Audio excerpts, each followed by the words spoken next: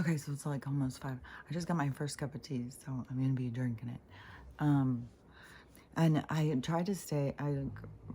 She woke up at 3, but we went to bed later, and so then I was like, even though I was kind of laying there already awake. So then, I had to get up and do some stuff for her. But then I was trying to lay there and see if I could go back to sleep. So I kept laying there, but then I got up, and then as soon as I got up, it was kind of like, okay, I'm ready to start because my mind's already going. Because when I was laying there, too, then I started, after a while, looking at TikToks or checking my accounts, and that always leads to, I always end with, like, I'll check my messages first, and then go on TikTok, and then you start seeing stuff that's going on. And so then it starts putting stuff into my mind. I had yesterday, I watched that docu-series thing on that cult, the dancing thing. And so I wanted to talk about that, some stuff out of that. But then she's laying there snoring a second ago. You know, she's just got to clean herself, I guess. So anyways, Stell, come on. Where is your manners, girl? She doesn't have good manners. She only has good manners when she wants something to eat.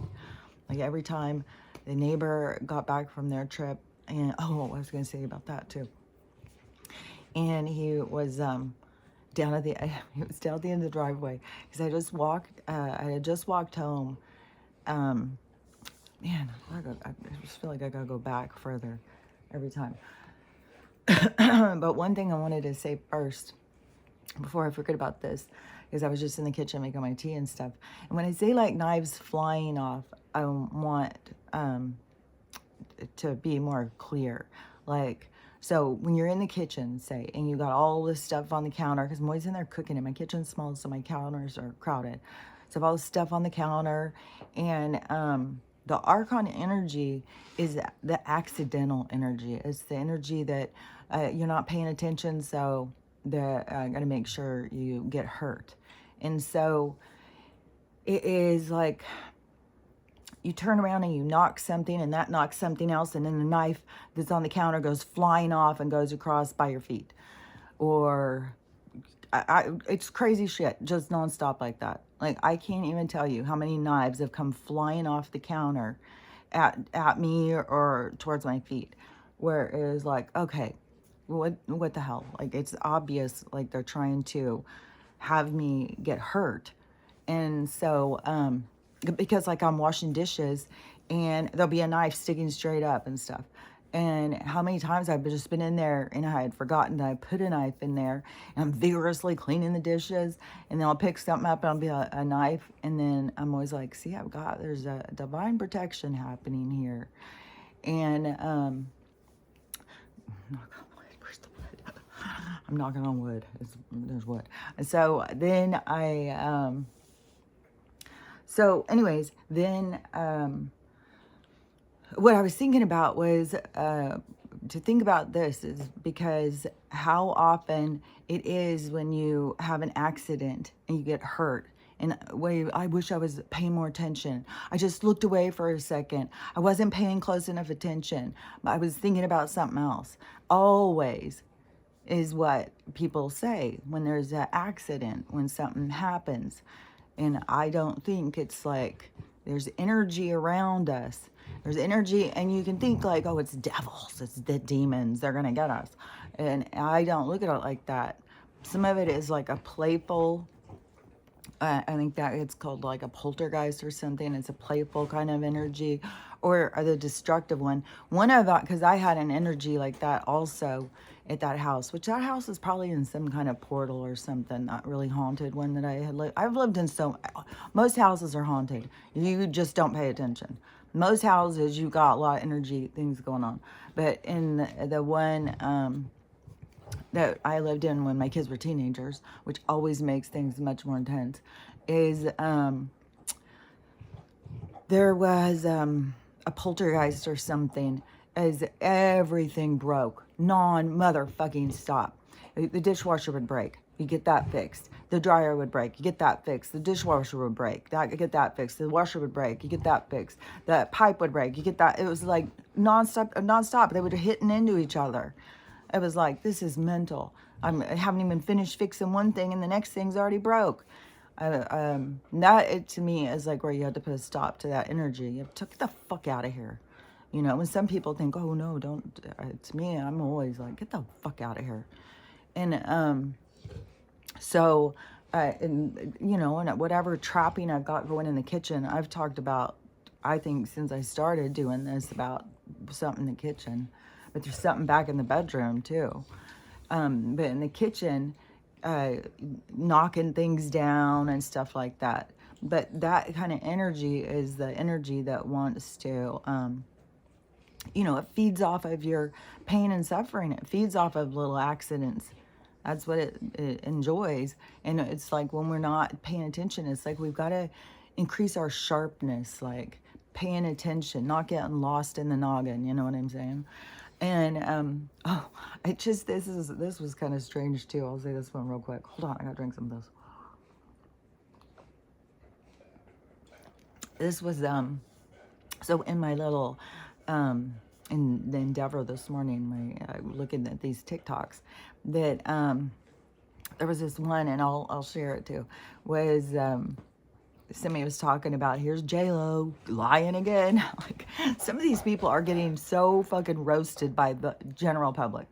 Like, and it's not just some of these, you know, stars. It's politicians. All, I mean, people are, I mean, just people in their communities, in their neighborhood. It's like an energy change. It was like, come on, Stella. Come over here and lay down. Sometimes when I start doing this, she'll look up and it's like, I'm going back to sleep. But then sometimes it's like, So I don't know what her moodiness is. So anyways, so this video, it was having J-Lo's talking it. So it's more a current nowadays thing that I don't know what all these people ask her. Because to me, she definitely picked, you know, kind of like what Drake did. And it's maybe something that they tell him to do. Like, you're going to be a star, kid. Just do what we say. And so, you know, okay, you know, say you're from the Bronx. You know, you got to get the Latin people following you or something. I don't know. And then, so whatever this persona that she tried to build herself up on, that doesn't seem to be real at all, and it's becoming more and more obvious, and she keeps trying to push it, like even doing these videos, because what even got it started talking again was her, with her fucking, when I was a kid in the Bronx with my hair running down the street and all this. I've seen so like thousands of videos. Like, there's people who just do videos pretending to be J-Lo, making fun of J-Lo, and so that's the whole thing. And so it gave him lots and lots of new stuff, new material. She gives them material every day. So she is, in this video, she's talking about, well, you know, she's lost her accent because through all the different parts she's played, they always make her do all different accents. So she just kind of lost her accent. And, which is funny too, because, to me, I've lived in a bunch of different places that have certain accents. And so, you know, when I was really little, when I was born in Kansas, so in the Midwest, and the farmers, and they have a certain way that they talk. And then when I was in, I think, first grade or something, then we moved to Dallas. And back then, Dallas wasn't like some big mega thing like now. No, it was way more, it was a big city for what big cities were back then. But it was, man, it's crazy how that stuff has changed so much. Like, man, there's a lot you get to witness if you get the opportunity to spend a lot of time here. And so but they had, so there was a lot of people with really, really strong draws. and like going to school and stuff. And I go around those people, I'll start sounding a lot more like that. But I've never, I mean, after I left there, this was funny too. After I left there and I went and I was living in Southern California, and I would have people all the time because they would ask me where I was from, and I would say Dallas. I grew up in Dallas, and they would say, really? You don't sound like you're from the South. And I would always say, really? Because there were some words, that I don't know, like fixin'. Like, because then once I was up here, there was a lot of words where people are like make fun of me about, you're fixing to go do it, gonna fixin' to. So, and where's your pillar? You got your pillar with you? Where's your jewelry at? And stuff like. So, anyways, but in the Southern California one, the thing that was funny was because I was staying with my first husband's. He had a hard. He never moved out from his parents ended up having to die. He never moved out, and so we were living with them, and the person next door, of course, was this young couple. And so, of course, it's like, oh, they've got it all made. What her husband, look at, he goes to where he is out. So she was real young, but she was a couple years older than me. I was younger than her.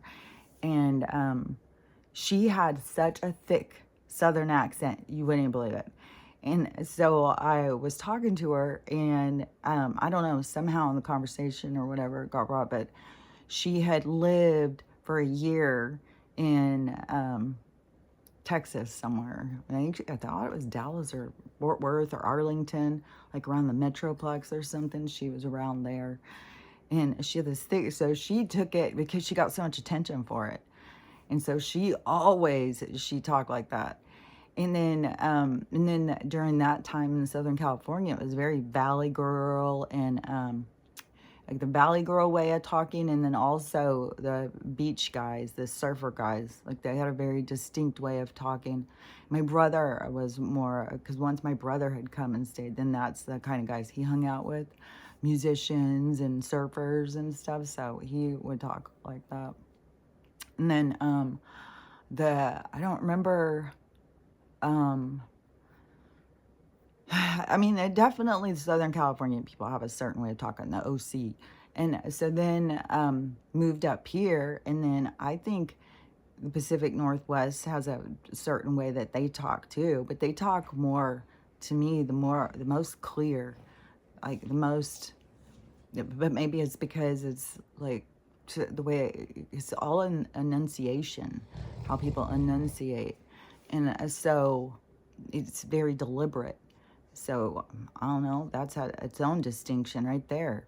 And so anyways, to me, going and being in different places and stuff and being around people who talk different, you pick up different words from different groups, different people. So you kind of become your own like weird accent, your own way of talking, kind of, to me. And so anyways, when I was listening to her and she was saying, she lost her accent by doing all these accents. And so she doesn't have that anymore. And so I was thinking, I was thinking of it kind of like that. And then it showed her, and it must have been like on In Living Color, because she was a dancer on In Living Color. And it's kind of crazy how many like mega stars came off of that show, really. And I don't think, Saturday Night Live gets a lot of attention for that, but fuck, think about In Living Color, what people that came out of that. So then, anyways, it shows her talking, and she's like backstage, and it must be In Living Color. She's talking about the costume. She sounded her same, real diva kind of attitude, sound the same. Like, well, that's why you got found. And she's just, it seems superficial and shallow, kind of. And then, but while they're filming, or somebody has a camera on her doing this, all of a sudden Jim Carrey runs through. Just out of the blue, out of this J-Lo video. Jim Carrey just runs through and it goes, like it's close up the camera just rah, through the thing where it's kind of the way that it's edited and stuff, it makes it seem like, you know, oh, she's like, here she goes again, and running through, like, get me away. And so it was kind of funny, but it was kind of just so like, what? I had to go back 3 times and be like, did I just imagine that? Like, and so, anyways, that was kind of funny, but she talks exactly the same. So there was nothing. Her accent, she didn't have any Bronx accent. She didn't have any fucking, she didn't even sound the slightest bit Latin, just like how I think what a lot of these rappers are trying to say about Drake. I mean, the guy doesn't even sound like he definitely doesn't sound like he comes from the hood. Because culturally, any group that you get together, they form like the dialect. They get their own distinct way that they talk, to where, you know, some people can be speaking English like Cajun. Even people in Scotland and stuff. But the way that they say words or use words or whatever, it becomes like its own thing. So it's its own language. And see, they don't want us to have their own language. They want to be able to understand they want to be able to be in control. Because everything about these people, the habitat owners, that they want control of us. They don't want us out of control. That is scary to them, and that's what's happening. But I think so many of them were already arrested and taken down and stuff. Just like, you know, speaking of Jim Carrey, the shenanigans, there's another video with him standing there waiting at a podium or something, like he's going to speak or something.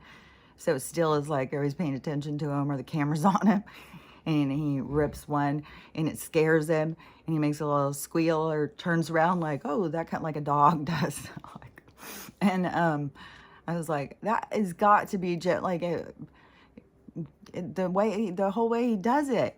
It's like, I swear to God. Anyways, you know, we'll see who's under the masks, because I think that there's more than one. But anyways, so those shenanigans of just farting, I don't know where they're gonna go with it. He's just getting more crazy, or it's kind of like, okay, you guys, this is your president. It's so funny too, because if you've had this time, a lot of time here, then hold on again.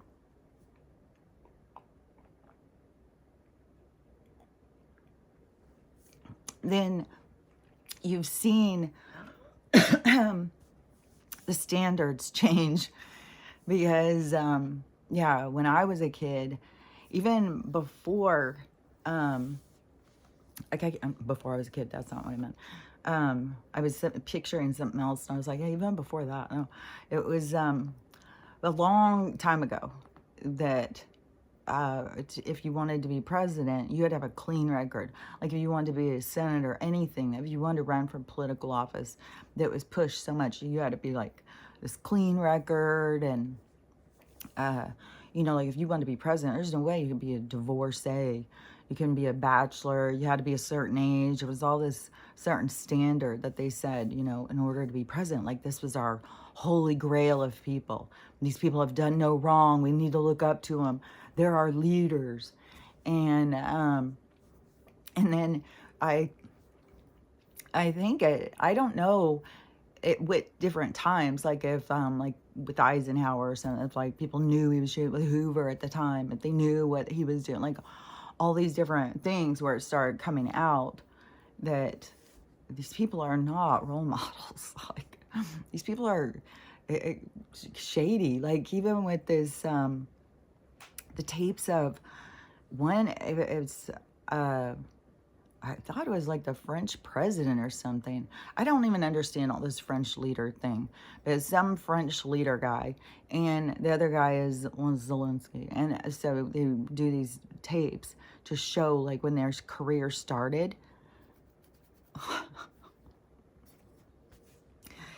I'm sure a lot of people have seen. I know I shared the video of the French one too. But the Z guy, his was a long while ago, and now they're doing them again because the French guy, and it's fine if you want to be, a submissive gay person or whatever, but don't then go on and try and pretend like you're not that and tell us you're something else and say you're our role model. Like, like the universe is always going to expose. The truth will always come out.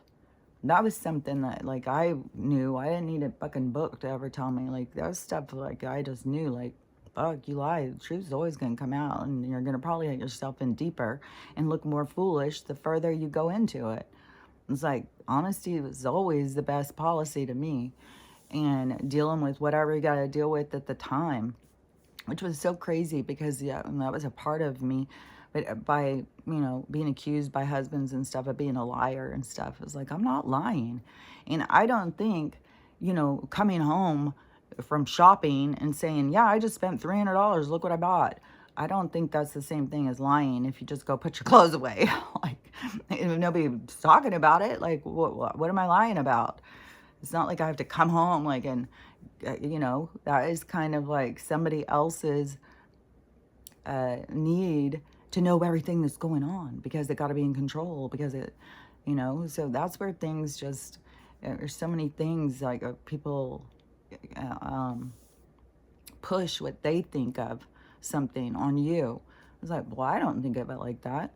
Like, if you go shop, but if you're using each other's money or something, and you're spending a huge amount. Like, I'm not saying, oh, well, you should just be able to go sneak around. It's not like that. It's like, you go out shopping, you get some stuff, and like you're supposed to go home and put it all out and hand the rest of receipts. Is this okay, sir? And then if you don't do that, well, you're just a liar. It's like, I don't. So, anyways, everybody has their own ways of looking at things and our own motivations that drive us. And most motivations, the sad thing is, comes from deep seated fear of things being out of control and scary things will happen and stuff. And it's not just from this life. Like, even all of the, trauma parenting situations we have going on, those are to bring up all the stuff from all the other lives. So it's not just this one life that's giving you all these bad feelings. All these bad feelings are inside of you, and this one life is supposed to help you be able to purge them out. But you have to be less judgmental and more forgiving in order to do so. And that is an evolution of the soul to get itself into that place. You can't force it. You learn it. You grow. Like I said, there's things inside of me. Nobody needed to tell me these things, or it was inside of me. It was in the imprint. And it's in everything you need to know is inside of you. It's not like you need to, well, if she knows that, then I need to figure out how I can know that. No, you have your inner knowing. It's in you. You just have to keep firing it on and keep learning how to trust yourself and learning how to understand yourself and communicate with yourself. And so, hold on, I'll just drink the rest real quick. Hold on.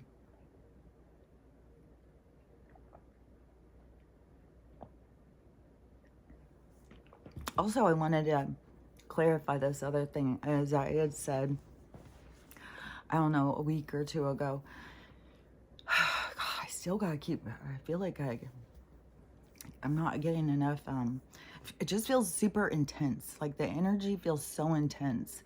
And so, I swear we gotta be so close. And still no earthquake, thank God. I don't want to be rude or selfish, but I would rather it start in California. We were out of more of a warning than start here to warn the Californians. Like, so anyways, we'll see how it goes. And I just got to remind myself every time, and anytime a fear comes in or whatever, I got to remind myself, everything's gonna be fine. You came here for this, and I know that I'm going to still be a part of whatever's going on. So it's whatever happens isn't going to take me out. Sometimes that powder does get in your throat. So on the David Wilcock thing, so because where I said that there was there's a lot of people who were into ufology that weren't spiritual. And I'm not saying that they're not spiritual at all. I'm saying that they didn't put their energy into that direction. They put it into UFO stuff. And so I think that is part of what David Wilcock is going through, is he's still going through a spiritual awakening, even though he's more advanced in a lot of ways of his understanding of things. He still was putting his energy, and it was very ego built thing that he was on. I mean, he was worshipped by so many people. And then he had to be very defensive against other people. It was a love-hate, not the people who loved him. The people who hated him, were really, really mean, just saying he was crazy and stuff like that. So he had all that going on. It's not like he's going to go, I wonder what the Buddhists are doing. I wonder if I could go learn about that. He wasn't, he was more of a information delivery to us about technology, the hidden truth, like a lot of stuff. So that's why I said he had a huge role that he played. And right now it seems like he keeps trying to make himself relevant, which is fine about, I mean, he has a huge following, but I think a lot of people are going to him and not getting what they used to get. And he's going through something. And so he's going to have a lot of people. The people who stick around for him will be people that are still getting something from what he's going through. But a lot of people, like, we already had our relationship with them. We already did it. But that, he continues, because we're not NPCs. We're real human beings, or real souls having experiences and expanding ourselves. So all of the, really important work that he did early on that so many people didn't even have awareness of. And he already has a name. And so, he keeps going out and trying to talk about some of the stuff, which is helping a lot of other people. But for some of us, this is like all stuff we've heard before. And he is, going through it. And he is trying to also, get money, which I just... maybe him going live and stuff like that and getting the little gifts and stuff, like, I don't know if you can, I mean, there's some people who say you can live off of that, but I don't know if that's what he's doing, or maybe he's just trying to get people to have more awareness of his books, and so he can make money off of his books. But then maybe publishing places take more money. I'm not sure, because it's like one of those things where you'd think that this person wouldn't have gotten into a position of like desperation and struggle, but he's not. I mean, he's not doing something like putting on his swimming suit and sitting around eating. Like, that is the I'm just, man, sometimes I'll see the direction that some of these people are going on their videos and stuff, and it's like, oh my goodness gracious, like, people with their desperation, what are you trying to accomplish? Do you really want people, you really want to talk to people all day long who like to watch people eat and dance in swimming suits? Like, that's who you want to have in your orbit. That's the interactions you want to have. Like, this is where people don't see what it means. You're drawing in, you're pulling in this energy with what you're putting out. You're not pulling in the love of your life. Like this guy, I just saw him doing this video, and he was like, it's Wednesday night, it's 10:30, and I'm leaving the bars. I made it 25 minutes, or the clubs or whatever. And he's like, but I have a real job. I have to be up at 5 in the morning and stuff. And he's just like, this is just so ridiculous. I'm not going to meet my wife out like that. And that's the thing too. Is like, you can meet them in the club. I've met some husbands at the club. But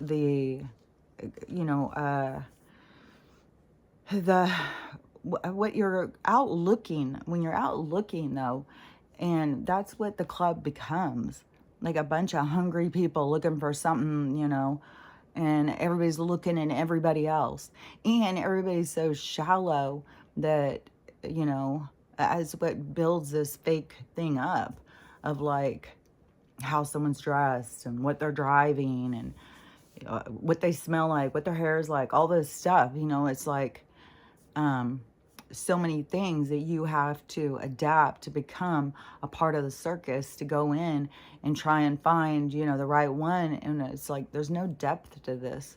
It's like, you know, it's just like, oh, our eyes met and I like the way you look, you like the way I look, so maybe we're meant to be married, and let's go out, and then let's just be nice to each other the whole time until we get married, and then we'll show our true selves. So, and then, you know, hell breaks loose. So the whole thing is just super toxic. And it's different too, because this is something too that I recognized as this went on. Because when I very first started going out to the clubs, it was in Dallas. We had Mother Blues, we had Sneaky Pete's, then I had this whole other, like, with the Hot Club, because I would go down the Hot Club. That was like the punk rock place, and a lot of people wouldn't cross over. That was like, oh my gosh, you're gonna go down to the punk rock clubs. And I had this other friend, and we always went to the punk rock clubs, and we knew all those people and the guys in those bands and stuff, and we go hang out with them. And then on other nights I would go down to the other ones and hang out with these other rocker people. I would say, well, there was a crossover, because there was like new wave, and then there was just like classic rock, but you couldn't really dance to that. See, so new wave started, and it was a lot more poppy, so it was a lot more dance. And even at the punk clubs, a lot of that dance was just jumping, and I'm not a jumper like that. I mean, there's a certain song, you know, if there's some jumping or something, but I'm not going to just go out and just jump all night long. On those band nights, we didn't really go. We went to more ones that were like hard new wave, and they're soft new wave. But it's funny because the people wouldn't go to each other's things. I've always been, like I said, it's always just been a part of my personality to just go where other people won't go, try things that other people won't try, to be the first one to do it. And then you get made fun of a lot and stuff too. Like, you know, you're so crazy, you're so stupid, you're such an idiot, you're so weird. There's a lot of stuff. And but anyways, back in the clubs back then, and so Mother Blues was so cool. It was just an old house, and it was it seems like it was dug down by Cedar Springs or something. And I can't remember exactly the street, but anyways, it was an old house, and you went in, so it was like these different sections. And so this living room was like, there was a stage, and then dancing, and then all these other were like tables sitting looking out. It was so cool. And then this bar, and then there was that upstairs. I think that was more like where was more private. Like, we couldn't just go up there. I don't remember that, of going up there. I don't know. But anyways, it was really cool. And when you would go, it was more of like a community kind of thing. It was more like I said, like, you knew the people, everybody be talking. And there could be people, you know, who didn't ever go out, that would come in, and then, you know, but it was always like really friendly and fun, and people were always out dancing, and it was live music, and live music is so different than what they have people with this techno, and everything is like DJs and stuff. I couldn't believe when things started turning into DJs, and they stopped having bands in clubs and bars and stuff. I was like, what the hell? And then and Sneaky Pete's was a really big one too, with these there were so many too, because then we would have concerts that would come, and the thing that they would come, like, I saw Talking Heads, and I was like this far from David Burney. Like, I was right there. The B-52s, all these bands that were coming around. It was small, like, we were in small places to see them. And so it was just so different.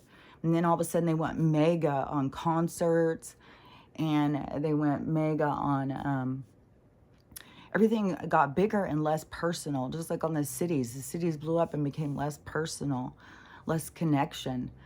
And people who want to disappear and not have people know them or see them because they've been hurt, that works out good for them. But then it leaves you in that hole of being disconnected. So all the cities started becoming so disconnected, and people moving and stuff.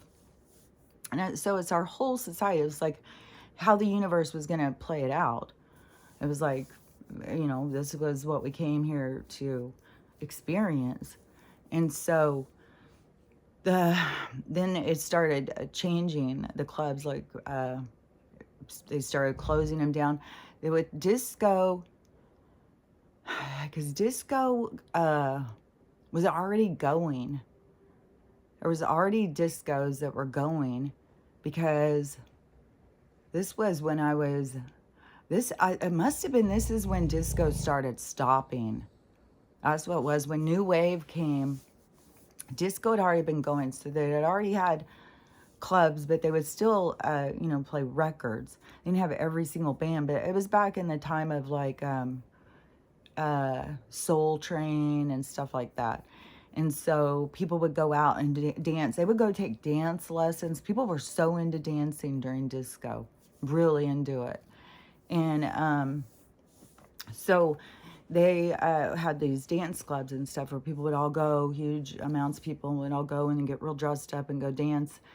And then it switched, and there was live bands and little venues and stuff that you could go to and dance. It was so fun. And then it started becoming pickup joints. Then everything started turning into a pickup scene.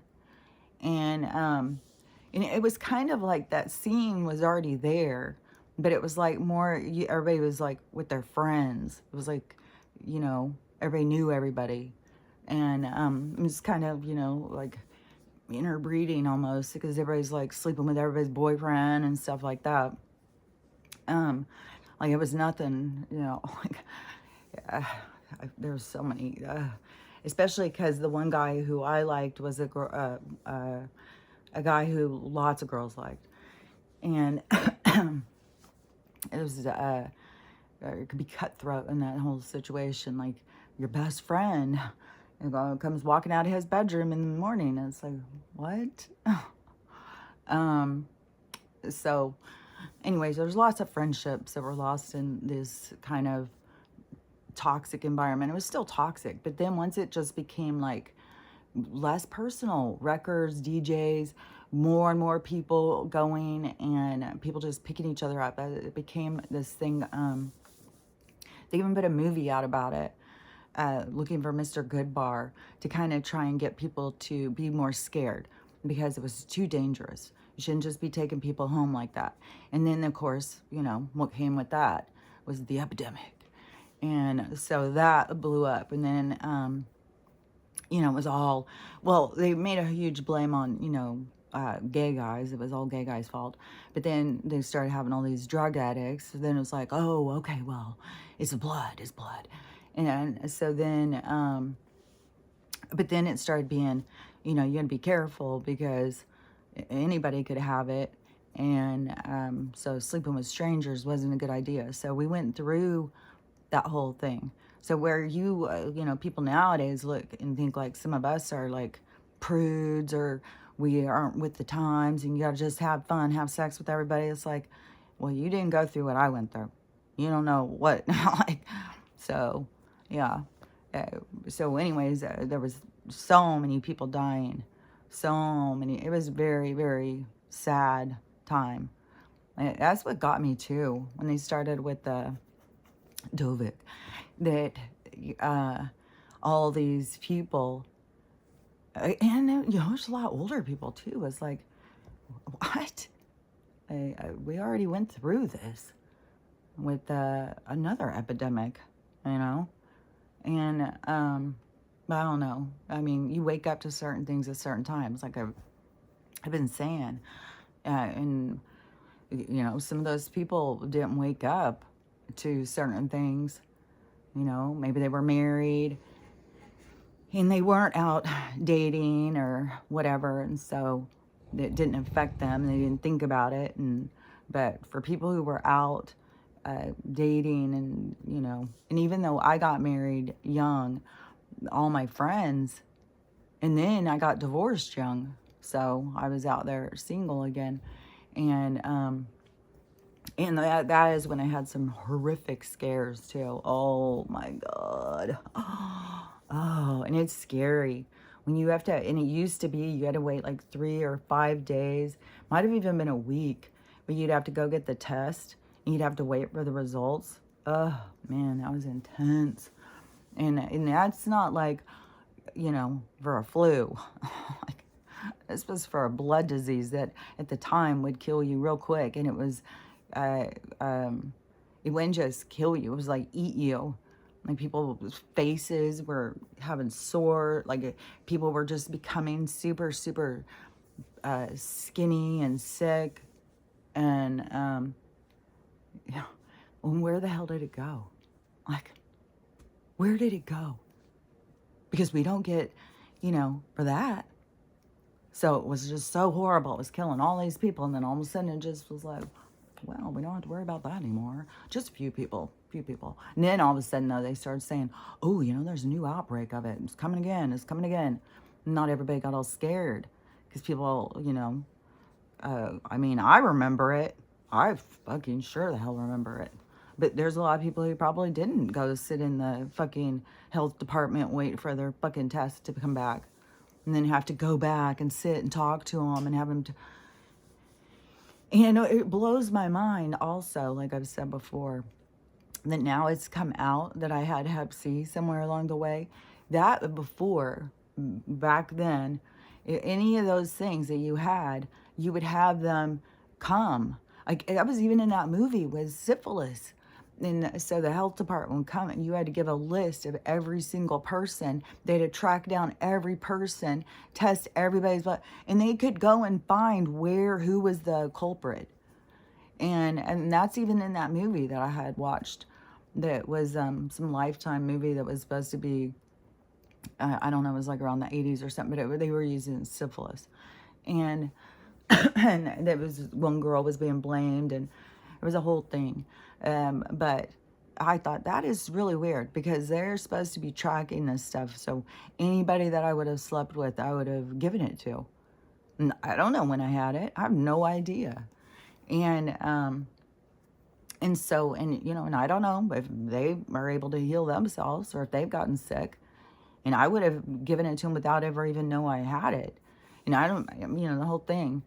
But it used to be that there was a department that watched over all that stuff. But it reveals itself more and more that no, there's nobody out there trying to watch over things, keeping the chemicals and stuff out of our foods. And no, there's nobody out there trying to protect us. As a matter of fact, they were, if there ever was, they just went with the other side because the other side was paying more. So that was a big problem in our society. Everybody went dark because they wanted the money. So many people have done things they don't want to, they wish they wouldn't have done or whatever, but they did it for money. It's like, look at money, this idolization of money, when the universe will give you the things you need. And sometimes it may come in a check or in money or whatever. But it's not like where you're like, I'll do whatever it takes to get the money. Instead, you just go to the universe and you're like, well, you know, like what I'm doing currently. It's like, you know, I trust wherever, you know, I'm following what feels right to me, to follow my morals and not pay people who, for one thing, that we don't have to pay anymore, but for another thing, that they take our money and do criminal activities. And I'm not going to be in support of it once you see it. And to also see how they are destroying all these other people and wanting to flood the system by being another person, throwing my hands up, fuck you guys, I'm not paying. And so then it's like, you know, all of those things would be what the universe was. It's not like directing you. It is like when it's certain things you see and how they affect you and what you do with it. And so, do you go into fear and, oh, well, my credit score is going to be ruined? Or do you go into, it's finding your integrity and like I've said, it's like setting your moral compass, and you got to pull free from the money lord and worshiping money and everybody will do anything for money, money, money.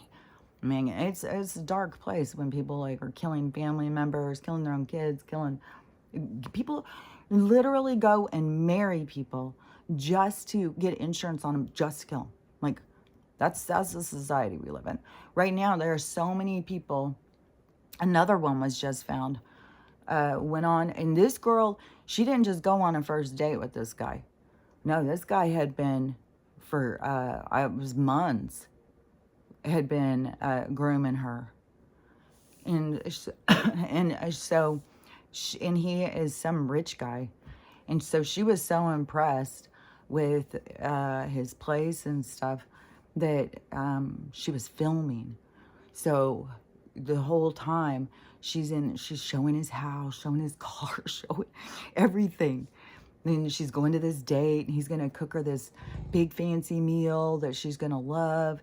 And so she's showing all this stuff and on her phone. And oh no, it's on Facebook. It went on, it was like, I don't know if it was Facebook Live, but she was putting these videos right on Facebook. And so showing, I don't think she showed him, because I think she was trying to do it secretly, like go in his bathroom, look at this bathroom, going and walking up the house, look at this house, oh my God, there's his car, look at his car, and then go in. But there was a few videos, like she showed the food, and she could have been telling him, oh, I like to take pictures of my food. And he may have not known. Well, I doubt he knew, or he would have probably, well, there's nothing he could do at that point. It was already on there. He just didn't know. So he followed through with the plan. And so she was not seen again until she was found later in pieces, all, like her head, a torso and a leg and shit like that. Which I just saw this video of, it was a very heavy set person walking up these stairs, and they trip, and they just happen to trip and go hit the other stairs that are going down. Like there was this 2 sets of stairs on this porch like this. So she's coming up these, trip, fall, go down this and flip over. This person comes out of the house to try and help her. He's like the same size as her, and hits into that and falls down on top of her. And the thing I want to say about that is, like, you think, oh, well, it's because they're so heavy. It's like, it's a lack of core strength. That's what happens. Oh, I used to fall all the time, and I wasn't even heavy. And it's no core strength. So that's what I could see is like, and of course, people who are super heavy, they're not working on their core strength. They're not building up their muscles.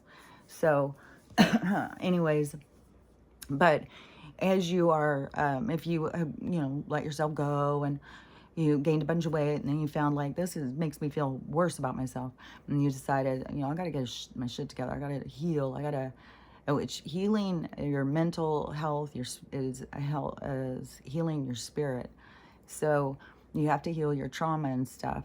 And then I'm telling you, your weight will just start falling off. Weight, I think people put it on as a protection. And so when you start healing, it starts falling off. And, but it's important to build your core strength, all those muscles, because you will keep falling. And so, and that is one thing, like even that neurologist had said about all the people are getting so weak because nobody does anything. It's like, I mean, it's crazy. Even stirring a bowl. Like we don't even stir bowls anymore, and that's exercise. Nobody gets down on their hands and knees and cleans it. Oh, I do. Cleans their floors. But I don't have a huge floors either.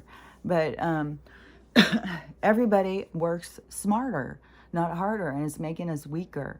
And so you got to be direct with yourself and actively go at your own health. And one thing of building your core, which you can start by just trying to do planks. You could just do planks every day. to start building it, because it's, if you don't have any strength, you'll see it is so fucking hard. And that is one way you can also register how much better you're doing.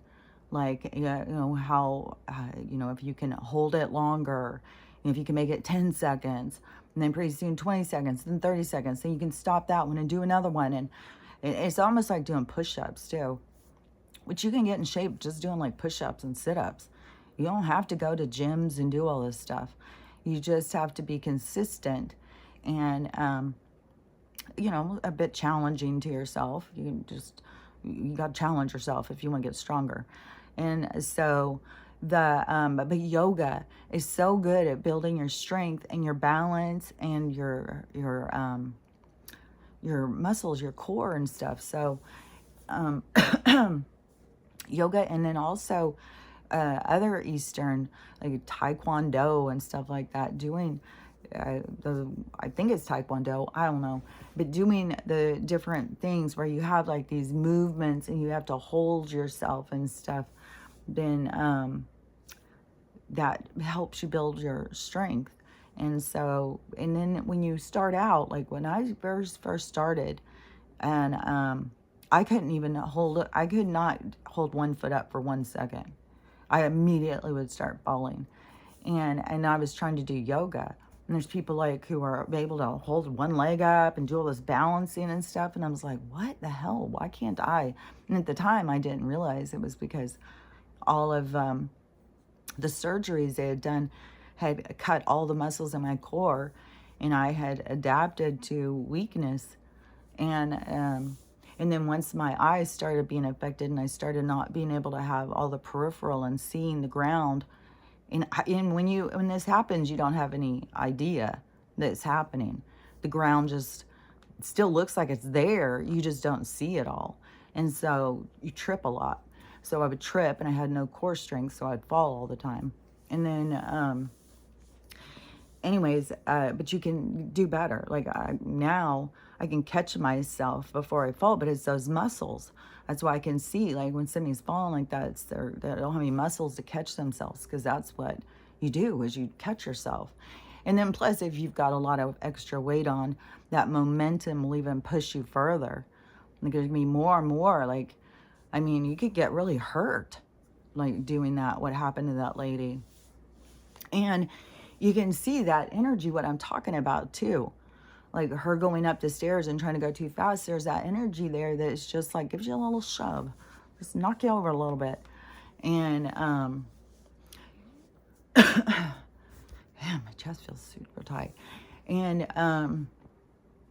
because I was seeing it too as kind of like the universe also giving you an opportunity to see, like, I need to take better care of myself, when these things are happening.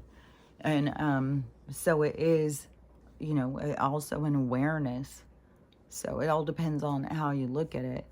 So, and then that documentary, yeah, I wanted to say that, okay.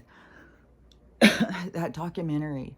So I wasn't going to watch it because I just thought it was about these TikTokers and dance TikTokers or something. And I had seen somebody, my algorithm is so weird on TikTok sometimes, but I get all these people like, oh, you gotta watch this movie, and they'll show a clip, and it'll be, oh, that looks good. And then you go try and find the movie, you can't find it. It's like, this is so weird. And then it's in the comments too, because I'll go in and look and be like, what? And all these people, like, so I don't even understand that. They just want views, like. So anyways, you sit and watch this movie clip, and so I was on Netflix looking for one of these rogue movies I couldn't find, and then that documentary just started. You know how Netflix just does a little thing of their stuff on, and I was like, oh, that does look kind of interesting. So I started watching it, which it was very interesting. But what was getting me was the religious stuff. I was like, oh my God, it is so, it's so sad how I don't know how This one girl, like there's two sets of sisters, which is interesting too on that. Is the current one, the TikTok dancer, these were a set of sisters that were close from the time they were really little, did dance always together, and then started trying to dance professionally. And then they started doing it in TikTok and made their own little like dance group thing. And so they were really into dancing, even went to LA. And a lot of these people try and get like to be background dancers for people like J-Lo and stuff. And so the the girl, I was trying to think, one of the sisters did some dancing with another guy who got interested in going to this church, and because he had met somebody who was related to him. I think it was like he was being friends with the preacher's son or something. So he wanted to go to this church because he really had this spiritual side of himself he wanted to feed. And a lot of us, that's why I've said before, a lot of us that were on a spiritual journey, we'd go to church, we'd tried a lot of things, gone to Bible study, gone everywhere and search for this connection. And you'll be there and you just are not finding it. But, I found it by going and, reading certain things and then certain practices, living your life in a certain way and communicating with the universe and stuff. So anyways, but when you're out there searching, you're too, well, in this case, you're too, what is that called? The words that available or open or something, but it is that. But there was another word I was thinking, because you are, you're almost like a trophy or something. So the people go and search, and then if you have somebody who's misleading you, and get your mind all twisted up. So that's what this preacher does. And so this family, because they were taking these kids, and the thing that was really sucky too is whatever with this preacher, once these dance kids start getting involved, and he started saying like he would do management for them or something. And so they made like a little branch out of the church, and it was 7M management or something.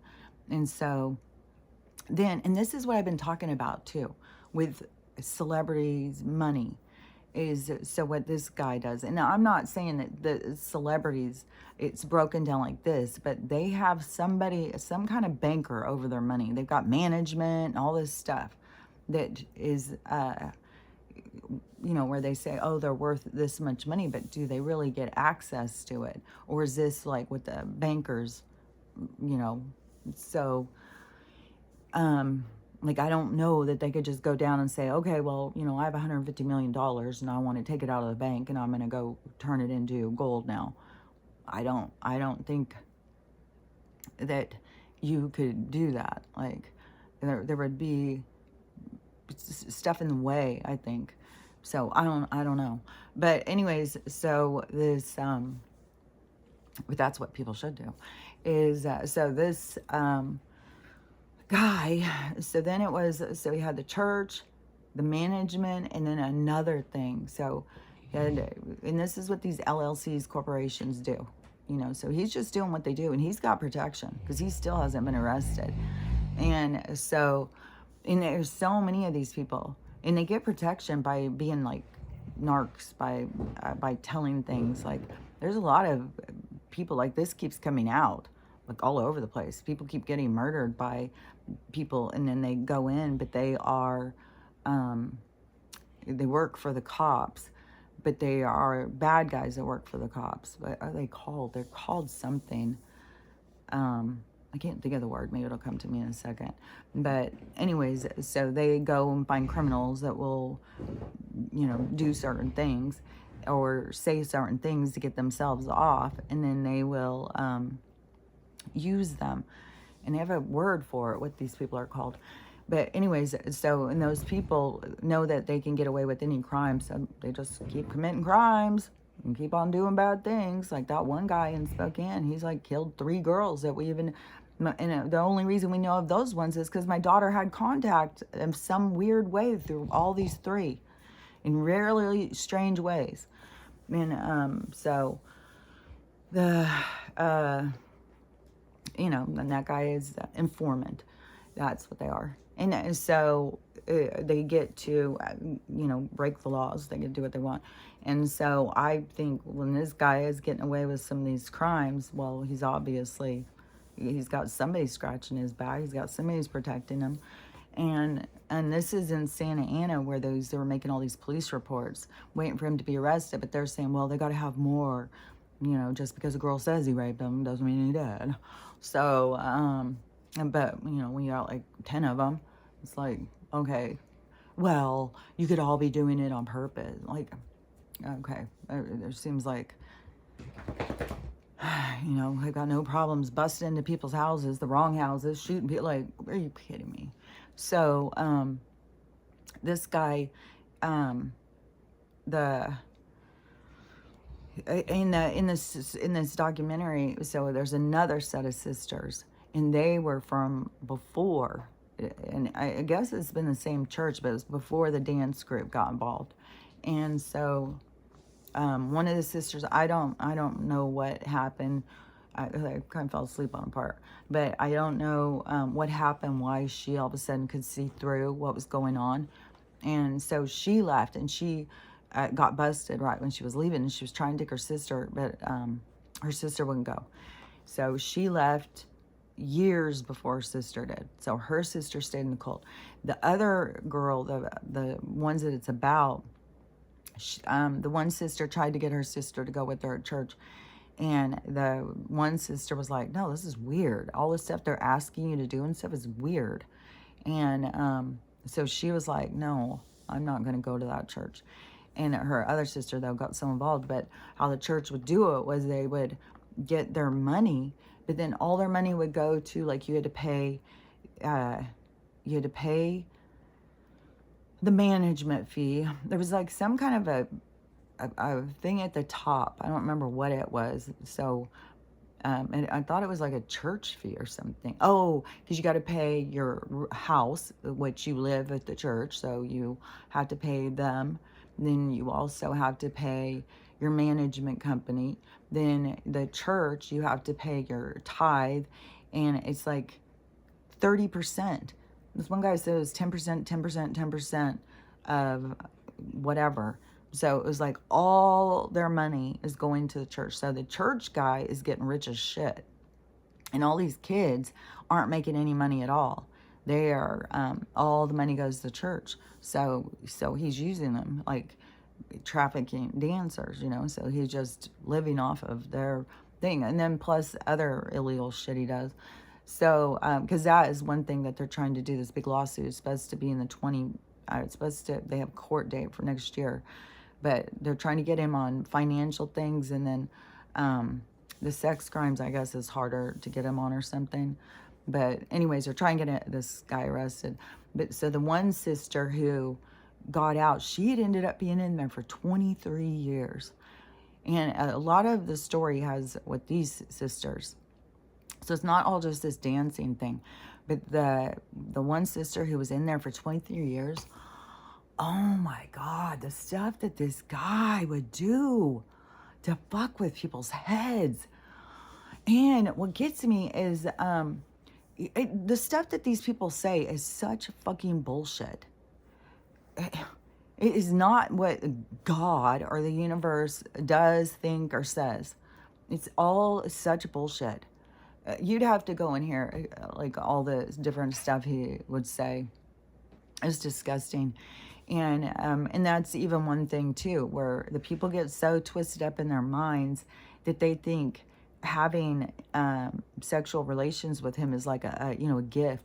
But so many people, when he would start trying to give them that gift, they didn't want it, but he would push further because this is what God wants. It's like they're always saying this kind of stuff and always getting people feeling like they're going to go to hell. Like this girl became so obsessed and so scared of going to hell.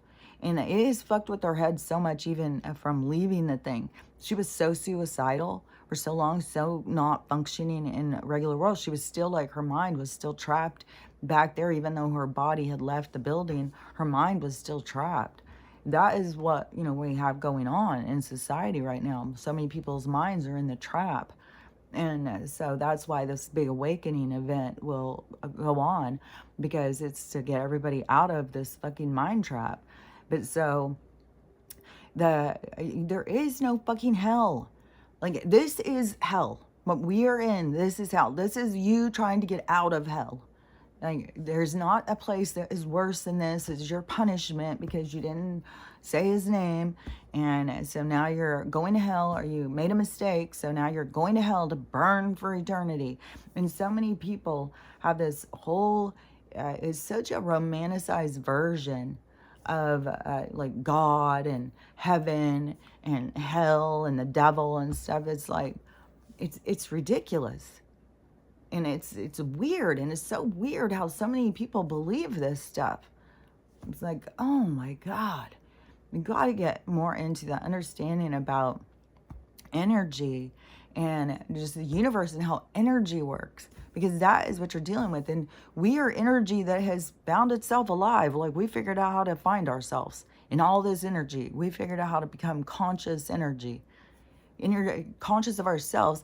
And because energy doesn't know what it is, it goes through all these experiences to identify what it is. And there's different identities that you can have. A human identity is an identity that has gone through a lot of turmoil, a lot of trauma, and has developed and become a powerful being, but there's just so many things of like, the only thing I would say, like, this human growth concept is the mind trap of how people keep looking in the wrong directions. Like, their mind keeps being pulled in the wrong direction.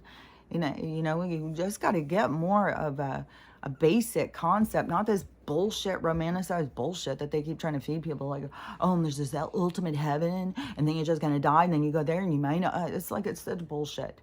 It's such fucking bullshit. That, and I know people think like, oh, well, how do you know? It's like, well, I don't know, I guess. It's what I feel, it's what I see, and it's definitely not that. And I got my perspective, or my perception of spirituality over a long time, decades and decades of trying to understand and stuff. And I have found the most truth in the reincarnation, and there's so many books about it, and they go so perfectly with the near-death experiences. Like, and then there's channelers that you can, there's hypnosis. Like, there's so much that you go in the direction, and it will all start coming together for you, and you'll get out of this romanticized fairy tale vision of God and the devil up there fighting for your soul.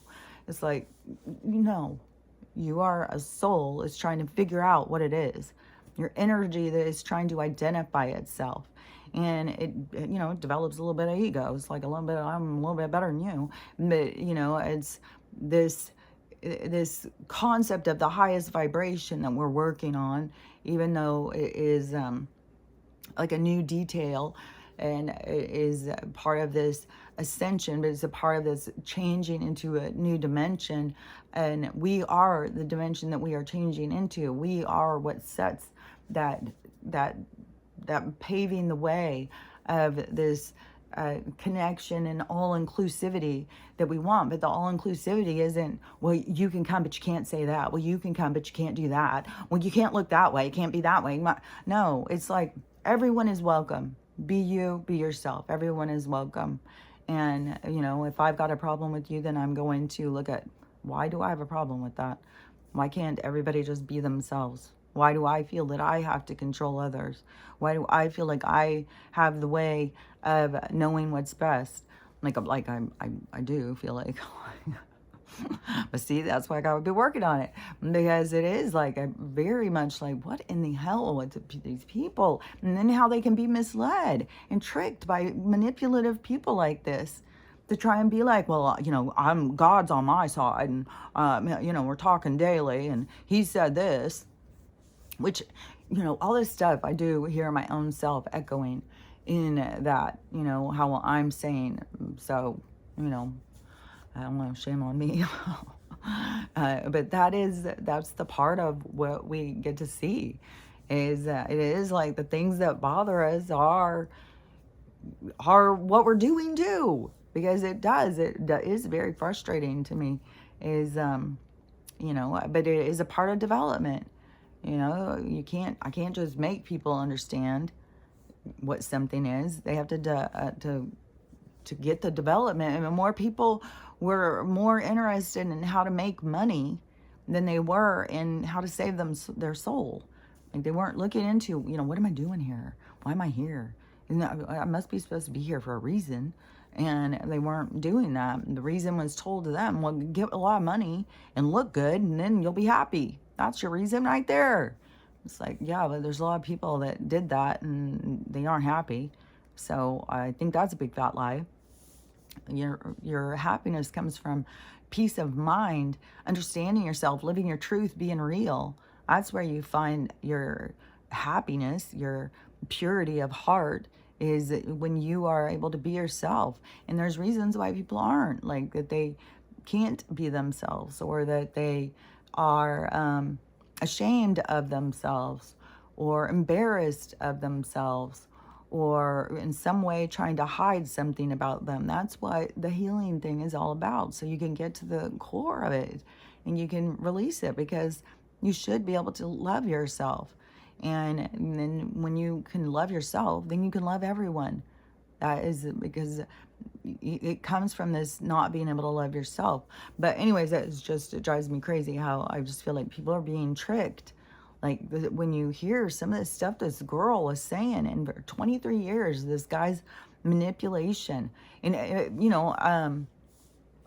don't know. I've always had a strong internal voice, so there's a lot of pressure that comes from religion that doesn't fall on me. Like I've said, like I've always been able to. I've stood up to preachers and said, no, that's not right. That doesn't make sense. And well, you just got to trust. You just got to trust. I've heard that so many times. You just have faith. You just trust. And it's like, but it's got to be something that feels right. I can't trust something because somebody else tells me to. I just trust this. It works for me. Like, look at what I'm saying. Oh, that's so funny. But anyways, I can just speak my own truth. I can say, how I live and what I do and what I see and how I see it. And everybody gets the right to their own thing.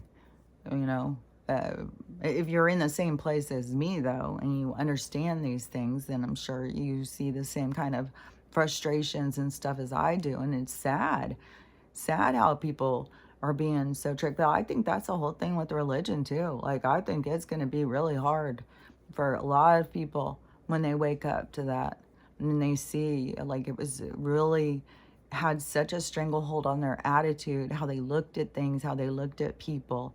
It was all through this lens of how they were being told. And it keeps you disconnected. You're trying to please somebody else. And, a big part of everything of being your truth is having boundaries, even though I still feel like I was always myself, but I didn't have good boundaries. So I was just getting like, kicked over here, kicked over there.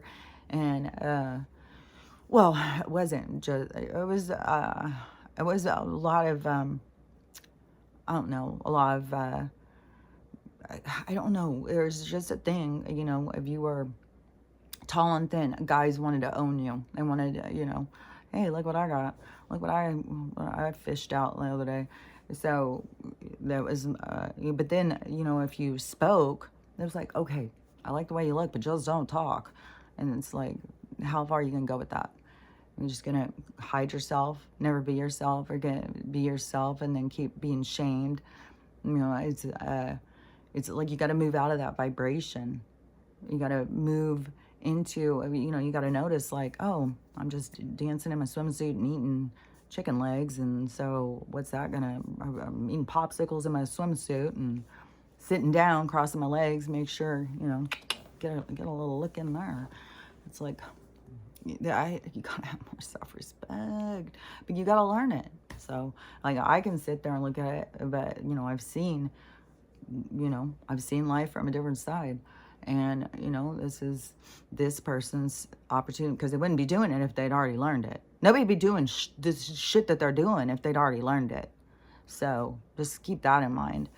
Like, we've all got to keep that in mind. We gotta keep this judgmental side of ourselves in check. Well, it's like you just got to recognize it. You just got to see and then catch yourself. Like I've said, I don't think noticing these things as bad. It's when you start thinking that people are lower than you, are worse than you, they have no value. You can't change someone's value because where they are in their lessons.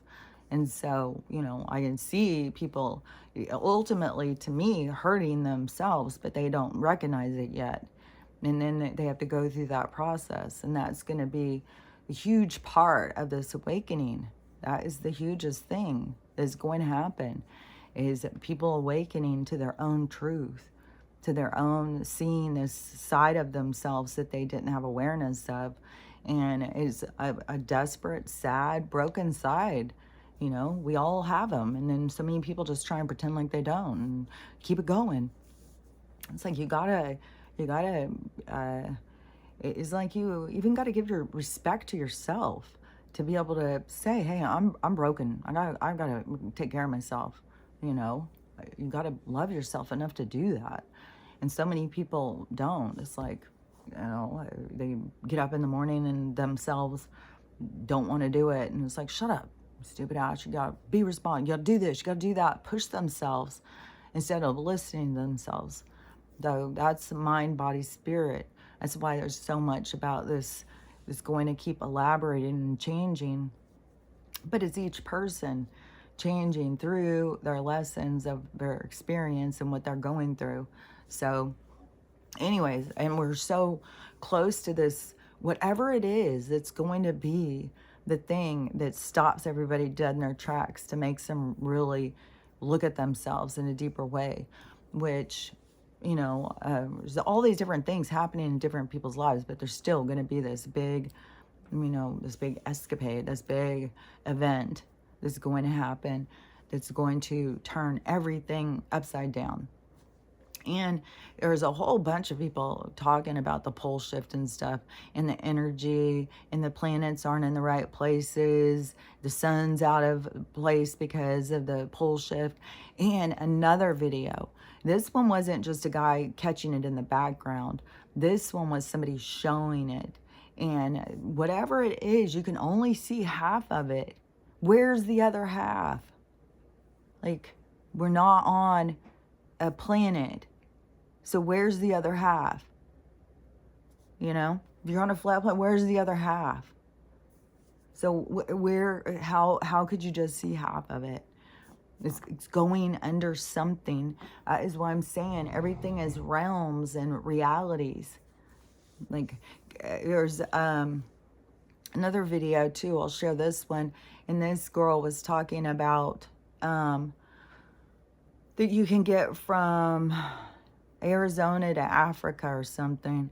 And in this guy who went down in there and found all these, I'll just share the video, but it was making me think again about those guys from India who said that they had walked to the border in Texas, and that they were crossing over, and when those people were asking him, where are you from, and the guy's like, India, and he was like, well, how'd you get here? Did you fly in and now you're walking across? And he's like, no.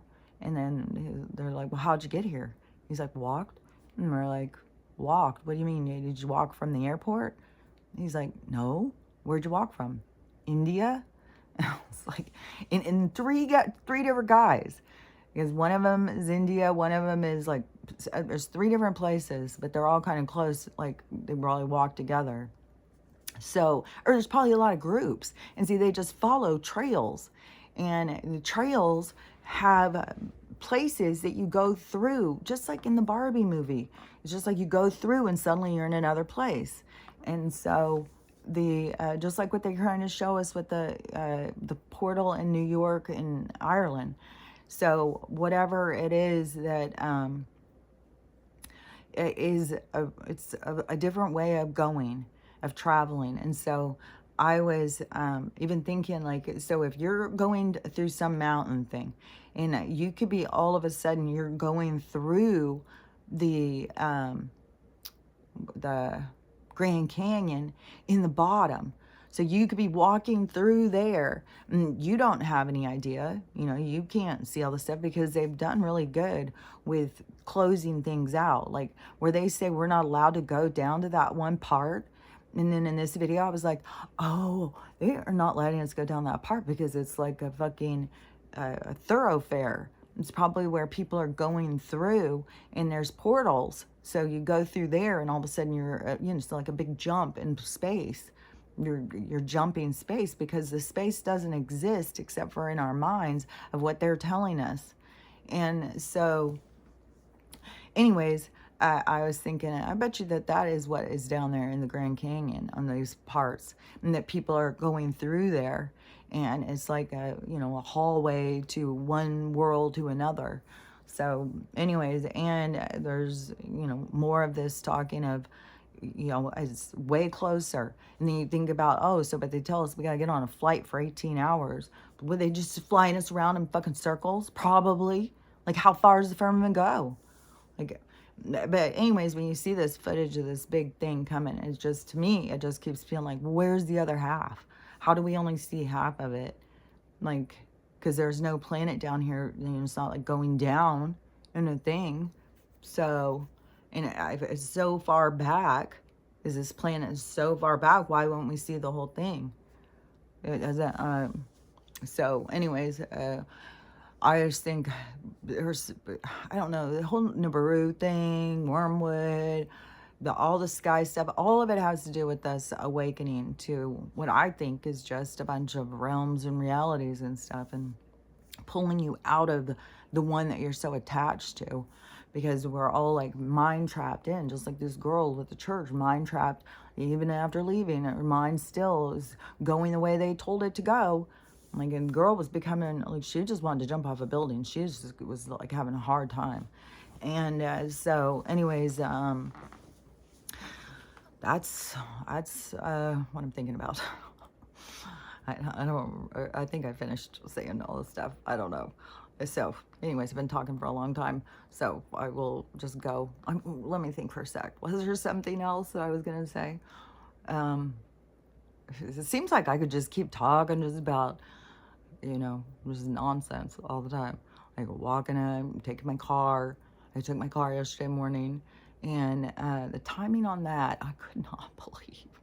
I started seeing, as soon as I pulled out onto the street, there was signs that it was saying that there was work, construction.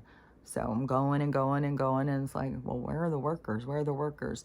I turn, get on the last street, the last little tiny street of where the construction place is.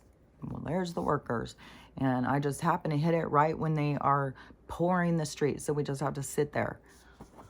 And another thing, too, that gets me about that, so we've got the city out here pouring all this, because so I saw there's like pouring 2 inches of asphalt or something, maybe 3 inches of asphalt over all these roads. So they're making all these new roads out here, and but they won't do ours, and we have to pay it. So our HOA has said, well, we have to pay a couple $1 million to have our roads done. And so when I was back here in this other neighborhood going to the mechanics, I was like, oh, well, that's so weird. So they're back here pouring all these streets and putting all this road on here, and these people don't have to pay. But because we're in an HOA, we have to pay. That's more of this fucking bullshit. With this bullshit with the way this stuff is organized. That's some fucking bullshit, man. But, but you just look at that though. How, of course, the city would be like, yeah, form an HOA, get all these people to pay because we've got other things to do with our taxes. We got organs to buy. We got people to kill. So, anyways, that's some bullshit. I can think of a lot of things that are bullshit. I got no problem saying that. So, anyways, we'll just end this day. No, we're not going to end this day. This day is just beginning. So, we'll end this conversation with remembering to love yourself, to love everyone, and have a loving day because it's up to you. And I'll talk to you later.